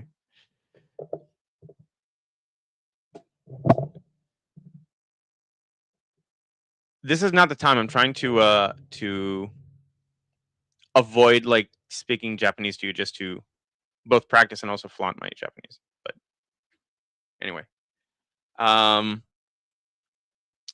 actually, I do have a question now that you mentioned Japan. How do you see Japan with their stance against, against certain groups, and would Japan also be able to give some aid in what's going on in Iran at some point?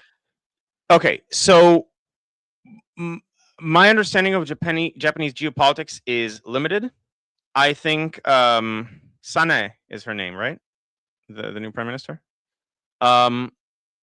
is a very good move, because I've heard Japan has been dealing with international, like with globalists, trying to force it to change its demographics and import people.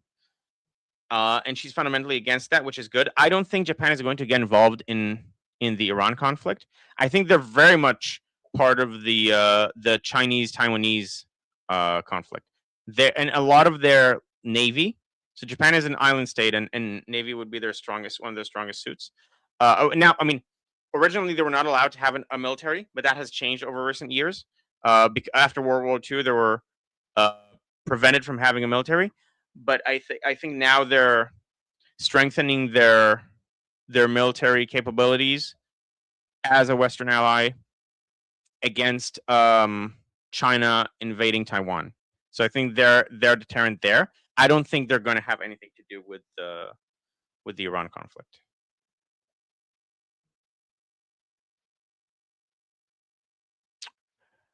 Okay. So we have 5 more minutes. So thank you. First of all, thank you, Halda, for moderating today. It's been a great help. Hey, Guy, if you need help with moderating, I can help you. At least for the next few weeks. Just let me know. Okay, so thank you. That's great. I will. If you can come. The problem with this slot is that because it's early for people in America, I don't know consistently who's going to be on. But if you think you can consistently come, then that would really help me out. I can always come on Mondays and Wednesdays. That's a given. Tuesdays and Thursdays I won't be able to from August 31st on. Okay. So at least until August 31st, you're Mondays and Wednesdays I'm always available. Right. So the discussion group I do on Tuesdays, at least for now, it's not going to be on Monday anymore. It just doesn't make sense for me schedule wise. Okay. But if it's later in the afternoon for me, then I could do it. But unfortunately, I have classes that start at 8. So right. Okay. I can't do anything maybe we'll move it to Wednesday in September. We'll have to see what happens. Whatever works for you. Like I said, I'm available if you need me. Okay, great. Okay. All right, so we're out of time. There are a few other topics to talk about. I'll briefly talk about one of them, I guess, which is Colombia just recognized Israel's control over the Golan Heights. The new leader of Colombia is giving Milei a run for his money for who's more pro-Israel. And I think they're also going to move their embassy to Jerusalem. And it's like the what's happening in South America is very good for Israel. Even Venezuela is slowly shifting towards recognition of Israel. Once they have an election and the rightful prime minister, I forget her name, the Nobel Peace Prize winner, gets to power, that will be also a very, very, very warm relationship. Okay, so got through those topics. There's more that I'll probably talk about tomorrow. More domestic stuff and yeah, domestic stuff, Gaza, Lebanon, stuff like that. Okay, so thank you everyone for coming. Let's see if there are other comments to talk about. Not that I can see. Okay, so thank you everyone for coming. Now, when we're done, so Armin is going to start in like 2 minutes. Let me post the link in the chat.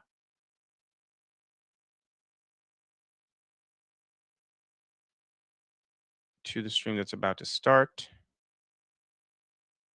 Why is it not appearing?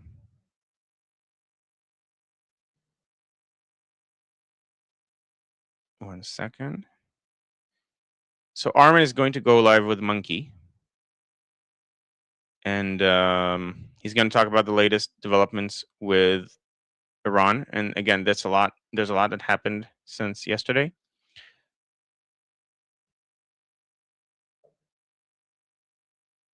All right, so here it is. Found it. Here's the link. And once again, please also follow my channel so I can get to 1,000 subscribers, so I can start getting super chats on my own channel, not just on Liberty Politics. Yeah, so that's it. Thank you, everyone. Oh, okay, I'll quickly post a link to my my channel as well for people who just joined in. So this is my channel. People are saying good job, thank you. Also join the discussion group so you can be part of the discussion here, and I can answer your questions. And you saw we can have discussions here with the people that are in the discussion group. And if anyone is interested in learning Hebrew, I have an online course called Hebleo. It's based on my many years of teaching Hebrew and my background in cognitive science and my own experience learning languages like the aforementioned Japanese. So if anyone is interested in learning Hebrew, apparently a lot of people on here that come to this stream, enough of them have that it's worth mentioning. There's also, it's hebleo.com, and there's also a link in the description. So yeah, that's it, everyone. Go watch Armin and Monkey, and I'll see you hopefully tomorrow. Bye, everyone. Bye. Okay, someone is asking, is my name actually Guy? Yes, it is. It means valley in Hebrew. Bye, everyone.